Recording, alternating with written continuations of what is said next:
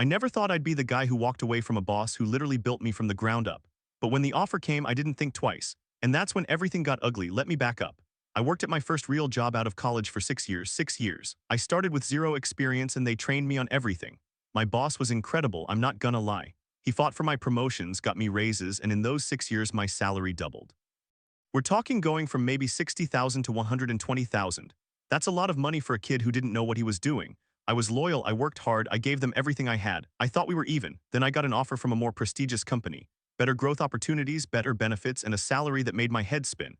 250,000 a year plus stock options. That's more than double what I was making.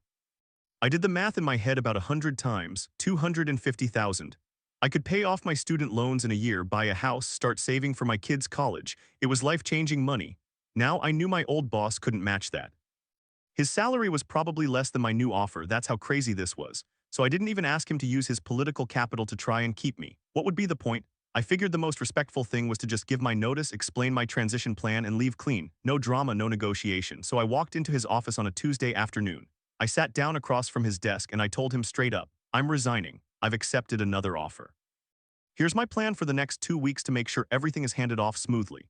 He didn't say anything at first. He just stared at me. Then his face went red, and I mean red. I'd never seen him look like that. He asked me where I was going. I told him the company name. He asked how much. I told him the number. He slammed his hand on the desk. He said, after everything I've done for you, I fought for you, I taught you everything, and you're just walking out. Where's your loyalty? I kept my cool. I said, I paid you back with my hard work every single day. I gave you 6 years of my life. We're even. In fact, you got a bargain because I could have left 2 years ago for more money. I didn't say that last part out loud, but I wanted to. I was thinking it, and maybe he could see it on my face. He started pacing. He was truly devastated, and he was angry, not shouting angry, but that cold, quiet anger where every word is a knife. He said he was disappointed in my character. He said loyalty means something. He said companies don't forget the people who stick with them.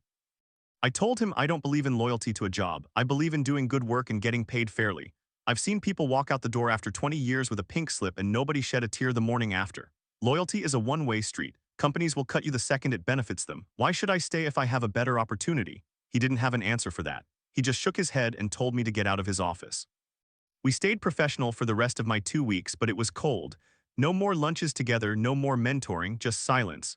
When I got home that night, I told my wife. She's usually my biggest supporter, but this time she looked at me like I was a stranger. She said, you're being cold and calculating. That boss made you who you are. You owe him more than a 2-week notice and a middle finger. I was shocked. I said, I don't owe him anything. I earned every dollar he paid me. I was a great employee. I gave them 6 years of my life. That's not enough. She said, it's not about the money. It's about loyalty. He invested in you. He believed in you. And you just walked away like it meant nothing. I asked her, what would you have done? If someone offered you double your salary and a better future, would you stay out of loyalty? She didn't answer. She just said I was being cold. My friends said the same thing. They said I should have at least given my boss a chance to counter. They said I should have shown more gratitude. But here's the thing, I didn't want to counter. I wanted the new job. And I didn't want to put my boss in a position where he had to beg his higher-ups for a raise that he couldn't get anyway. That would have been humiliating for him. I still think I did the right thing, but the way my wife reacted bothered me. She kept bringing it up for weeks. She said I didn't value relationships. She said I was too transactional. I told her work is transactional. That's the whole point. They pay me, I work. If I can get paid more somewhere else, I go. That's not cold, that's smart.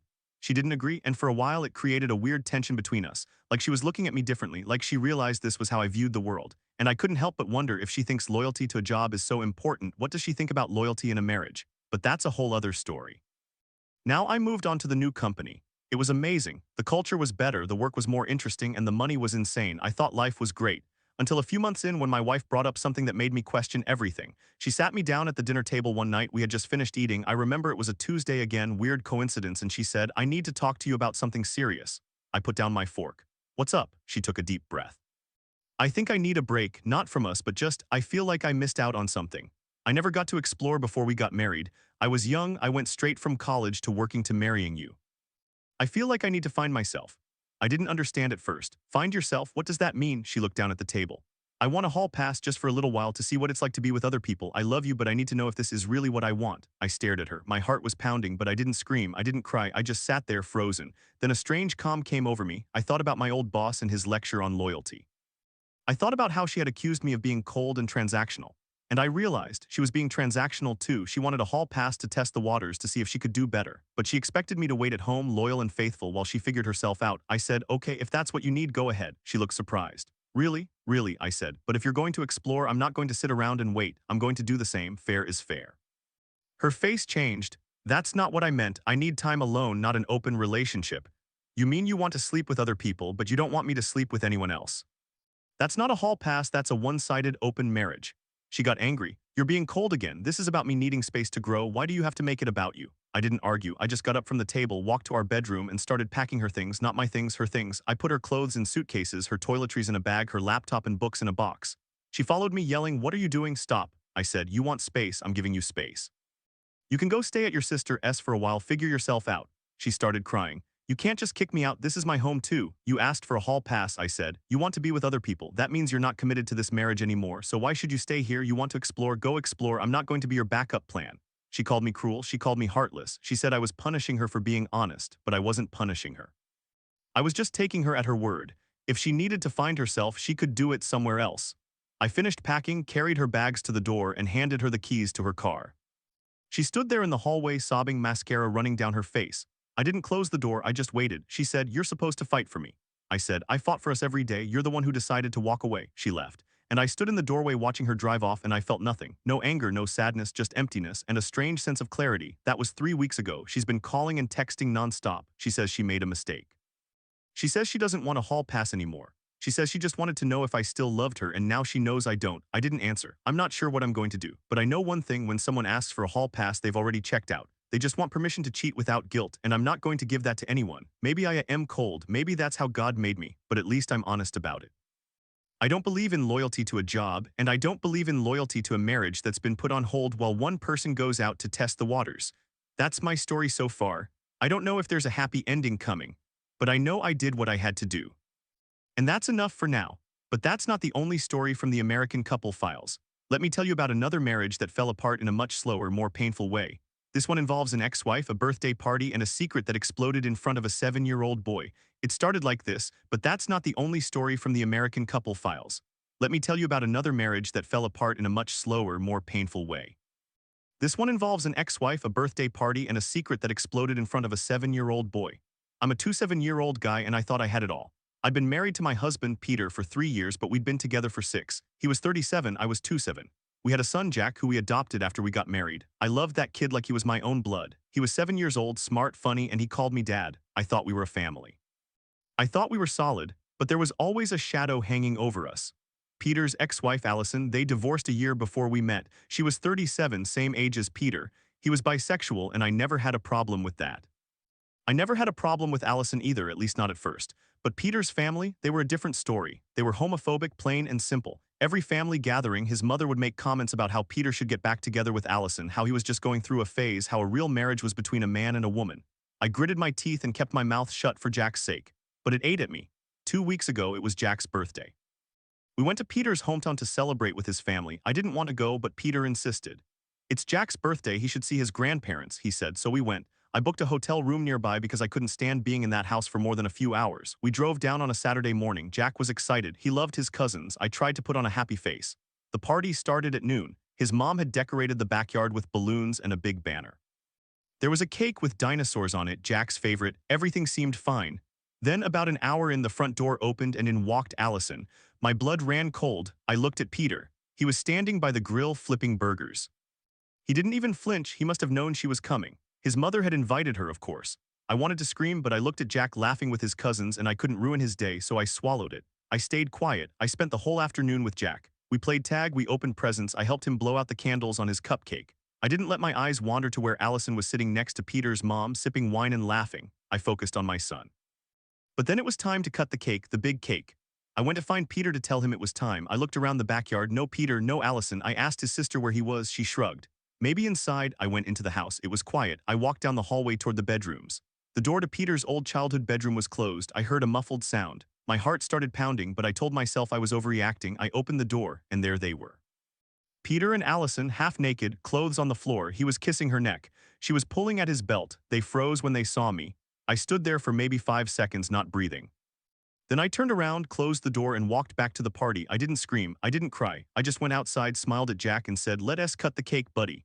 Everyone sang happy birthday. Jack closed his eyes and made a wish. I watched him, thinking about how I was going to have to tell him that his family was broken, but not today, not on his birthday. People started leaving around 4. Peter and Allison finally came out of the house. He looked at me with this guilty, angry expression. He walked up to me and said, "Why did you cut the cake without me? That was disrespectful." I stared at him. I didn't raise my voice. I just said, "I'm sorry. I just thought you'd be too busy getting into your ex-wife's pants." His face went white. He opened his mouth, but nothing came out. I didn't wait for an answer. I went to Jack, knelt down, and said, "Hey, we're going to head back to the hotel now. You okay with that?" Jack nodded. He was tired anyway. I grabbed his hand, walked him to the car, and drove back to the hotel. Peter didn't follow. That night after I put Jack to bed in the hotel room, I sat on the bathroom floor and cried. I cried for about an hour. Then I texted Peter, "Don't bother coming to the hotel, I need space." He responded, "Let me explain, it didn't mean anything." I didn't reply. The next morning I drove Jack home. I told him Peter had to stay a few extra days for work. He didn't question it. Kids are resilient. When we got home, I started packing some of my things. I knew I couldn't stay in that house, not after seeing them like that. Peter came back 3 days later. He showed up at the door with flowers and a sob story. He said Allison had kissed him, he was weak, he didn't know what he was thinking. He said he loved me and only me. He said he would cut off his family if he had to. He begged me to forgive him. I listened. I didn't say a word until he was done. Then I said, "You did it in your parents' house, in your childhood bedroom, on your son's birthday while I was outside playing with him. This wasn't a mistake, this was a choice, and you made it." He started crying. "I'll do anything, I'll go to therapy, I'll never talk to Allison again, please." I said, "I need time to think." But I already knew the trust was gone. Every time he said he loved me, I would see that image in my head, his hands on her. Her mouth on his, Jack's birthday ruined. I told my sister everything. She said I should consider divorce. My parents agreed. But then Peter's family started calling me. His mother said I was overreacting, that Peter and Allison had history, that I couldn't expect him to just forget about her. She said I was being selfish, that Jack needed a stable home, that I should forgive and forget. I hung up on her.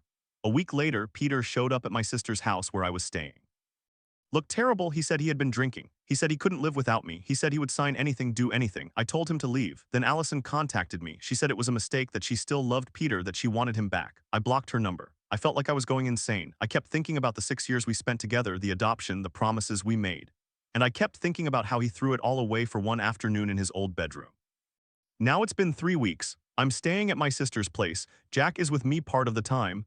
Peter gets visitation on weekends. I'm seeing a therapist. I'm trying to figure out what comes next. Part of me wants to forgive him. Part of me wants to burn everything down. But mostly I just feel numb. I look at Jack and I wonder if I'm doing the right thing. He asks when Daddy is coming home and I don't know what to say. I know one thing, I will never set foot in that house again. And I will never forgive Peter's mother for inviting Allison to that party. She knew what she was doing. She wanted to break us up. And she succeeded. The worst part is I still love him. But love isn't enough when trust is dead. I don't know if I'm going to file for divorce. I'm taking it day by day. But every time I think about that image, I feel a knot in my stomach. And I know I deserve better than that, so that's my story. It's still unfolding. But if you're reading this and you're in a similar situation, listen to me. You don't have to forgive someone just because they're sorry. Sometimes sorry isn't enough. Sometimes you have to walk away to save yourself, and that's okay. That story is still unfolding, but sometimes life throws you a different kind of curveball. Like what happened with my fiancé George and my brother's wife Ella. It sounds like the plot of a bad soap opera, but I swear every word is true. I'm 27, George is 38. We met 2 years ago, and at the time I had no idea he was my brother's wife's ex. That's the part that makes it sound fake, but it's not. My brother David, he's older than me by 4 years. He met Ella about 4 years ago, and they got married within 6 or 7 months of dating. I thought it was fast, but hey, who am I to judge? Ella was 34, David was 35. She seemed nice enough at the wedding. She smiled, she danced, she toasted. I didn't know anything about her past. I met George at a mutual friend's barbecue in the summer of 2012. He was grilling steaks, laughing with everyone. He had this calm energy, but I could tell something was off. Later I found out he was fresh out of a rough patch, partying, drugs, the whole thing. But when we started talking, he was sober. He told me he'd quit everything because he wanted to be a better person. He was in therapy, going to meetings, the works. I admired that. We started dating a few weeks later. It was about 3 months in when I mentioned my brother David and his wife Ella. George's face went pale. He put down his coffee cup and said, "I need to tell you something." Then he told me he had briefly dated Ella 4 years ago. It was only 6 months, but she wanted marriage and kids, and he wasn't ready. He was still deep in addiction back then. She couldn't make him settle, so it ended badly. Then she met David and got married fast. I sat there trying to process it. My first thought was, does David know? George said he didn't think so. Ella had never mentioned him to David. I decided not to say anything either. It was in the past. George and I were happy. He was nothing like the man he used to be. He went to therapy twice a week. He had a steady job. He treated me like gold. I didn't see why Ella's old history should matter, but Ella found out. I don't know how. Maybe she saw us at a restaurant. Maybe a mutual friend said something. Suddenly she started spreading lies. She told my mother that George was grooming me because of the age gap. I was 25 when we started dating. He was 36. That's not grooming. She told David that George was abusing me, that he was trying to turn me into an addict like him. She even said George had a criminal record, which was a complete lie. My family was torn. David came to me and asked, "Is it true? Is he hurting you?" I looked him in the eye and said, "No, he's the best thing that's ever happened to me. He helped me through my anxiety, he supports my career, he cooks dinner every night. Ella is lying because she's bitter." David didn't know what to believe. He loved Ella, but he also trusted me. It caused a huge rift in their marriage. Ella started calling me every day, leaving voicemails saying I was a homewrecker, that I had stolen her man, that I was ruining her life. I blocked her number, but she used David's phone to call me. I had to change my number. Then the proposal happened. George and I had been dating for a year and a half. He took me to the same beach where we had our first date. He got down on one knee and asked me to marry him. I said yes. We were so happy. We posted it on Instagram. Within an hour, Ella had left a comment. "Good luck, he'll cheat on you just like he cheated on me." I deleted the comment. George cried that night. He said he was so sorry for everything, that his past was poisoning our future. 2 days later, I got a call from David. He was crying. He said Ella had left him. She said she couldn't handle being married to someone whose sister was engaged to her ex. She said it was too painful. David begged me to break up with George to save his marriage. I told him no. I said, "I love George. I'm not going to end my happiness because Ella can't handle her own feelings. She needs therapy, not a scapegoat." David didn't speak to me for 3 months. My parents took his side at first. They said I was being selfish, that family should come first, but I held my ground. George and I went to premarital counseling. We talked about everything: his past, Ella's lies, how to handle the family drama. He said he would never contact Ella again, and I believed him. He had proven himself over and over. Then Thanksgiving came. My mom invited both David and me, but she said Ella wouldn't be there. I was relieved. George came with me. Everything was tense but civil. Then halfway through dinner, the doorbell rang. It was Ella. She walked in like she owned the place, carrying a pie. She looked at George and me sitting together, and her face twisted. She said, "I can't believe you brought him here." George stayed calm. He said, "Ella, I'm not going to fight with you. I'm sorry if I hurt you 4 years ago, but I'm with Op now. We're engaged. You need to move on." She started screaming. She called him a liar, a drug addict, a manipulator. My mom told her to leave. David just sat there staring at his plate. Eventually, my dad escorted Ella out. She didn't come back. The aftermath was messy. David filed for divorce 3 weeks later. He said he couldn't be with someone who was so consumed by jealousy and hatred. He moved into my parents' basement for a while. He started going to therapy too. He apologized to me and George. He said he understood now that Ella had been lying. George and I got married last spring. It was a small ceremony. David was my brother, walked me down the aisle. My mom cried. It was beautiful. We didn't invite Ella, obviously. She tried to crash the reception, but security stopped her. I heard she later moved to another state. Now it's been over a year. George is still sober, still in therapy. He's the most amazing husband. We're trying for a baby. I think about Ella sometimes, but I don't feel angry anymore. I feel sorry for her. She let bitterness destroy her marriage and her relationships. So yeah, sometimes you have to choose your own happiness over family peace. It's not easy, but it's worth it. I don't regret a single thing, but not all stories end with a wedding. Sometimes the drama comes from a different kind of betrayal, one that happens in the workplace where you least expect it. I worked at my first job for 6 years. 6 years. I started right out of college, fresh-faced and clueless. They trained me from the ground up on everything. My boss, let's call him Mark, he was the kind of manager who really fought for his people. He went to bat for me multiple times. In those 6 years, my salary doubled. I went from making 6 Ciroc to 1 I was grateful. I worked my ass off. I stayed late. I took on extra projects. I never complained. I thought that was what loyalty looked like. Then I got an offer from a more prestigious company. Better growth opportunities. And the salary, it was double what I was making. 1 to 25 Ciroc plus stock options. It was life-changing money. I didn't even think twice. I mean, who would? I knew Mark couldn't match it. His own salary was probably around that number, maybe less. There was no way he could use his political capital to get me a counteroffer, so I did what I thought was respectful. I gave him my notice and laid out a transition plan. I explained exactly how I would hand off my projects, who would cover what, a timeline. I thought I was being professional, but Mark was devastated, like truly hurt and angry. We stayed professional through the whole discussion, but it got heated. He looked me in the eye and said, "After everything I've done for you, this is how you repay me. You have no loyalty." I sat there for a second, and then I said, "I paid you and the company back with my hard work. We're even. Arguably, you got a bargain. I could have jumped ship for more money 2 years ago." I didn't say that last part out loud, but I thought it. He questioned my character. He said loyalty was a virtue I clearly lacked. I told him I didn't believe in loyalty to a job. I believed in doing good work and getting paid fairly. The company would lay me off in a heartbeat if it saved them a nickel. I had seen people walk out the door after 2 decades with a pink slip, and no one shed a tear the next morning. Why should I give a company loyalty that they would never return? My wife and some friends said I was being cold and calculating. They said I should have shown more gratitude because the company gave me so much, but I don't see it that way. I gave them 6 years of my life, 6 years of hard work. I made them money. I trained new hires. I solved problems. I didn't owe them anything beyond that. Loyalty is a two-way street, and they were never going to be loyal to me. I took the new job, I've been there for 2 years now, the money is great, the work is challenging, and I'm learning a ton. Do I miss Mark? Sometimes. He was a good boss, but I don't regret my decision. I think he was more upset about losing a good employee than about some abstract concept of loyalty. And honestly, I think that's on him. Companies don't love you back. Not everyone agrees with me, I know, but I sleep fine at night. I believe in paying your dues, but I also believe in knowing your worth. That job story feels clean compared to what happened next. This one is about my fiancée, and honestly, I still don't fully understand it. We had been together for 2.5 years. She was 32, I was 28. We lived in a big city and our relationship was public. We posted pictures on Instagram, we went on vacations, we tagged each other. Everyone knew we were a couple, but she had this small circle of friends, like 7 or 8 really close ones, plus one cousin. She met them regularly, had girls' nights, went on trips with them. But I never met a single one. At first, I didn't think much of it. We were still in that early phase, figuring things out, but as we got more serious, I started asking. I said, "When can I meet your best friends?" She always had an excuse. They were busy, or she wanted to wait until we were engaged, or she didn't want to pressure them. I let it slide. Then we got engaged. She said yes. We set a date for November, then pushed it to February. We booked the hall, we told our families, everything seemed fine. I introduced her to my family. My parents loved her, my sister loved her. We had a nice dinner at a restaurant, but she never reciprocated. I kept asking about her friends. She said, "After we get married, I want to surprise them." I thought that was weird, but I trusted her. Then one day I was helping her organize her closet. We were starting to move things into our new apartment, and I found an old burner phone in a shoebox. I almost didn't look at it, but my gut told me something was off. I turned it on. There were messages, dozens of them, to a number I didn't recognize. They were lovey-dovey. "I miss you, can't wait to see you, wish I could hold you tonight." All sent within the past 6 months while we were engaged. I confronted her that night. She cried. She said it was an old friend from college, that they had reconnected, that it was emotional cheating but nothing physical. She said she was scared to introduce me to her friends because one of them was this guy's sister and she was afraid I'd find out. She swore she would cut him off, block him, do whatever I needed.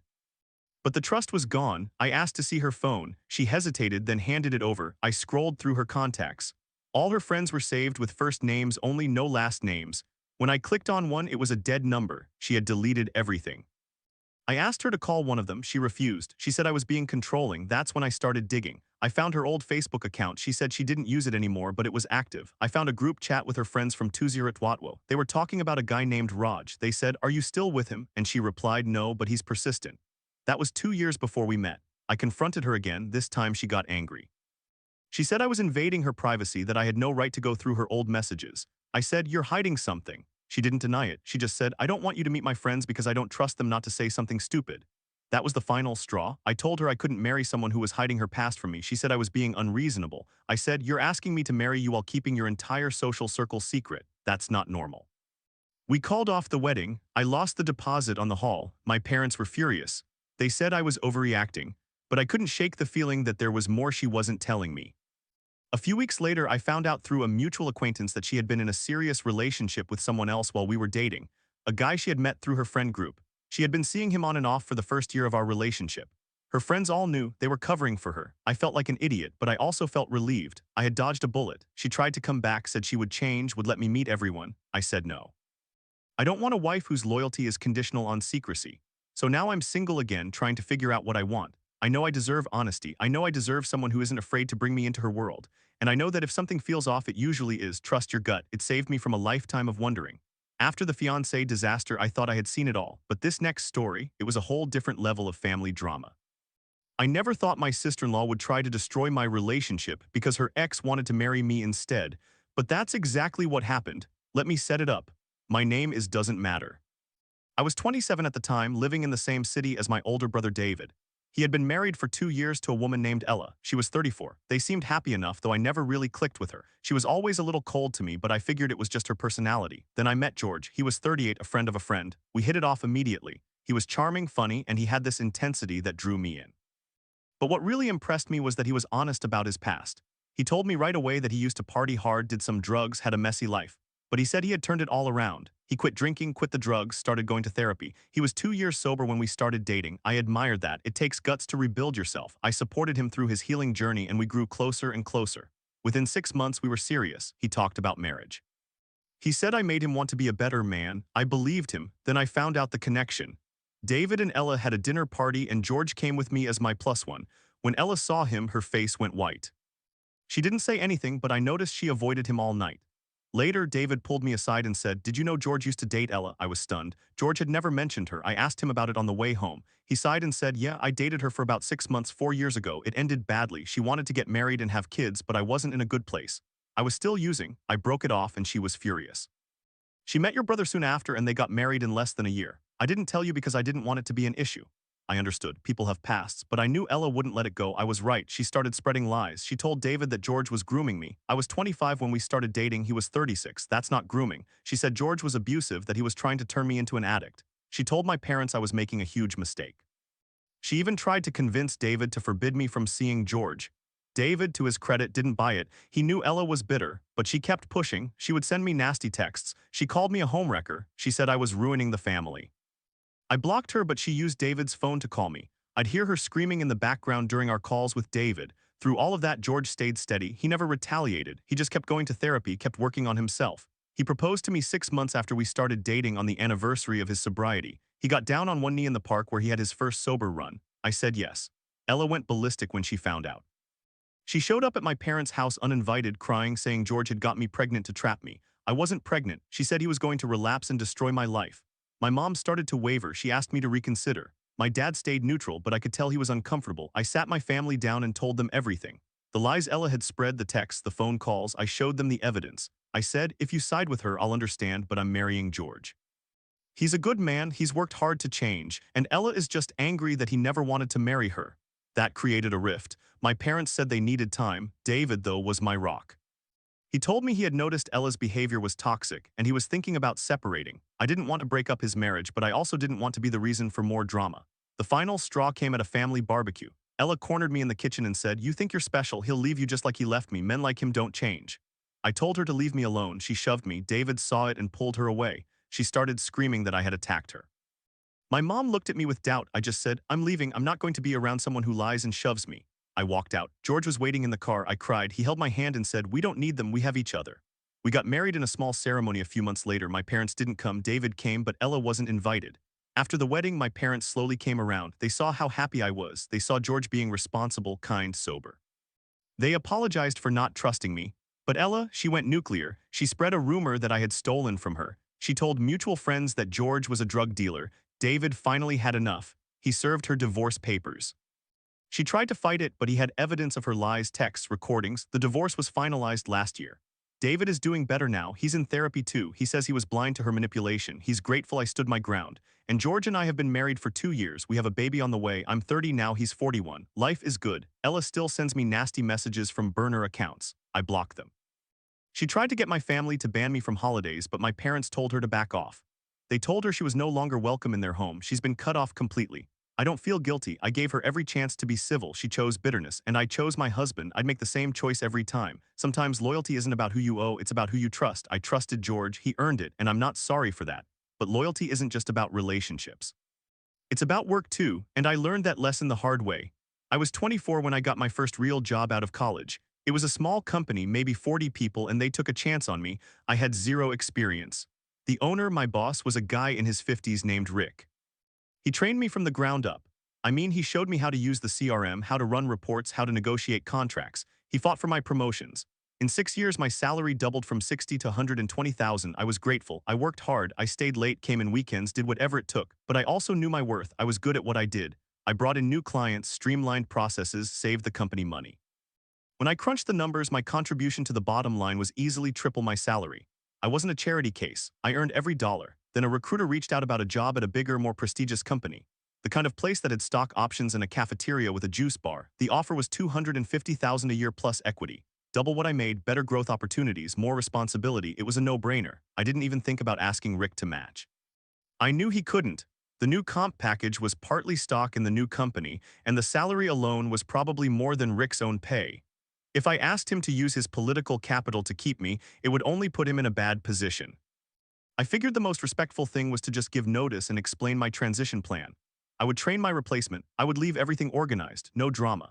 So I walked into his office on a Tuesday morning, sat down, and handed him my resignation letter. He read it and his face just crumbled. He looked devastated. He asked why, and I told him honestly about the offer. He said, "I can't believe you just walk away after everything I've done for you. I thought you were loyal." I kept my voice calm. "Rick, I've given this company 6 years of hard work. I think that's more than fair. I didn't owe you anything beyond that. He got angry. He said loyalty was a character trait, that I was being cold and calculating. He brought up how he had promoted me 3 times, how he had mentored me. I said, and I paid you back with results. We're even. If you wanted to keep me, you should have given me raises that kept up with the market. I didn't say the next part out loud, but I thought it. I could have jumped ship for more money 2 years ago. I stayed because I liked the people. But that doesn't mean I'm trapped forever. The conversation went on for another 20 minutes. We stayed professional, but it was heated. I left his office feeling like I had punched him in the gut. My wife and some friends said I was being cold. They said I should show some gratitude, but I don't buy that. I've seen people get laid off after 2 decades with a pink slip and a pat on the back. No one shed a tear. Companies will cut you the second it benefits them. Why should I be expected to do differently? I'm not a robot. I have a family, a mortgage, goals. That extra $130,000 a year means I can pay off my student loans, save for my kids' college, take a real vacation. Is that being cold, or is that being realistic? I left on good terms as far as paperwork goes, but Rick never spoke to me again. I heard through the grapevine that he badmouthed me to industry contacts. I don't care. I've been at the new company for a year now. I love it. The work is challenging, my team respects me, and my boss is a normal person who doesn't expect me to be a loyal soldier. I still think about that conversation sometimes. Was I an asshole? I don't know. My wife said I treated Rick like a transaction, but that's what employment is, a transaction. You give time and skill, they give money. If the balance tips, you renegotiate or leave. There's no shame in that. The funny thing is, a few months after I left, Rick laid off 3 senior employees to cut costs. He didn't call them to ask about loyalty. He just let them go, so I don't feel bad, not even a little. That was the last time I let someone guilt me about loyalty, because loyalty isn't about staying forever. It's about giving your best while you're there and leaving with integrity when it's time to go. I did that. I can sleep at night, but other kinds of betrayal hit different, and the next story I'm about to tell you, that one still keeps me up at night. I was 27, married for 3 years to my husband Peter. He was 37. We had a son, Jack, age 7. We adopted him right after we got married, and I loved that kid like my own. He was my whole world. Peter was bisexual. I knew that from the start. He had an ex-wife named Allison. They were divorced a year before we met. I had no problem with any of it. I accepted his past. What I didn't accept was his family. They were homophobic, always telling Peter he should go back to Allison, that marriage to a man was a sin. Peter would brush it off, but I knew it bothered him. 2 weeks ago was Jack's birthday. We went to Peter's hometown to celebrate with his family. I didn't want to, but Peter said Jack wanted to see his grandparents, so we went. The party was at his parents' house. I kept an eye on Jack the whole time, playing with him and his cousins. I noticed Allison wasn't there, but I didn't think much of it. Then, during the cake cutting, I realized Peter and Allison were missing. I went inside to look for them. I checked the living room, the kitchen, the backyard. Finally, I went upstairs and walked toward Peter's old bedroom. The door was ajar. I pushed it open. They were undressing. Peter had his shirt off. Allison was half out of her dress. They stopped when they saw me. I stood there for maybe 5 seconds. Then I turned around and walked back to the backyard. I didn't scream. I didn't cry. I just went back to Jack, helped him blow out the candles, and passed out cupcakes.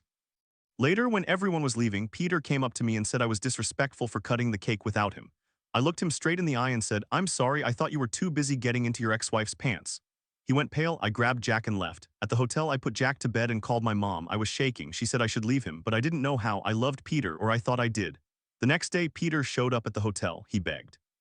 He said Allison had been his first love, that the whole family had pressured him, that it was a mistake. He said he would cut them all off, but I couldn't look at him without seeing that bedroom. I went home alone with Jack. Peter stayed at his parents' for a week, texting me nonstop. He promised therapy. He promised to change. But then his mother called me and said I was destroying her son's life, that I should give him another chance because Allison was better for him anyway. That told me everything. I filed for divorce. It's been 3 months now. Peter is fighting for custody of Jack, but Jack calls me dad and doesn't want to leave me. The court mandated a custody evaluation. We'll see. I still love him, that's the part that haunts me, but I can't trust him. He chose his ex-wife over his family. He chose a moment of weakness over a lifetime of promises. Jack asks why daddy doesn't live with us. I tell him that daddy made a mistake and we're taking a break. I don't want to poison him against his father, but I also can't pretend everything is fine. I don't know if I'll ever forgive Peter. Some wounds don't heal, you just learn to carry them.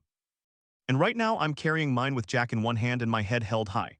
But sometimes the betrayal doesn't come from a partner's ex, it comes from the secrets they keep from you. I learned that the hard way. I'm 28 and my fiancée, let's call her Maya, is 32. We'd been together for 2.5 years. Everything seemed perfect.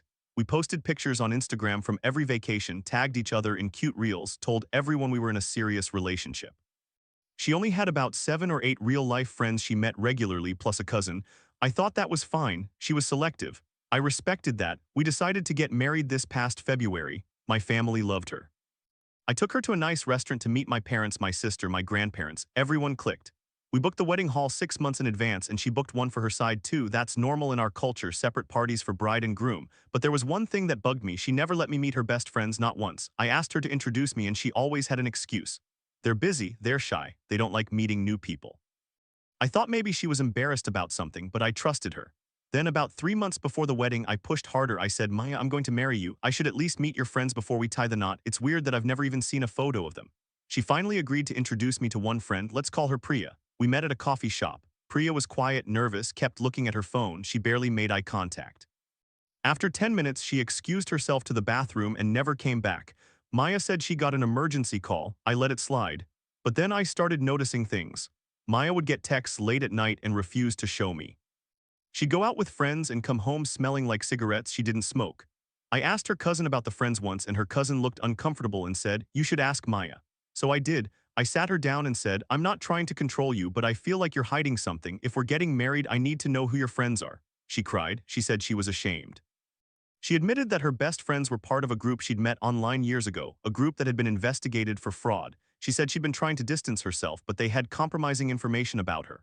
Old photos, documents, they threatened to ruin her reputation if she cut ties. I asked, what kind of information? She said, things from my past. I made mistakes. I got involved with people I shouldn't have. I didn't know what to think. I wanted to believe her. I loved her, but my gut told me something was off. I asked her to block them. She said she couldn't. I asked to see their messages. She refused. The next week, I got a call from a number I didn't recognize. A woman's voice, calm and cold. She said, you're marrying Maya. You don't know what she's capable of. Stay away from her or you'll regret it.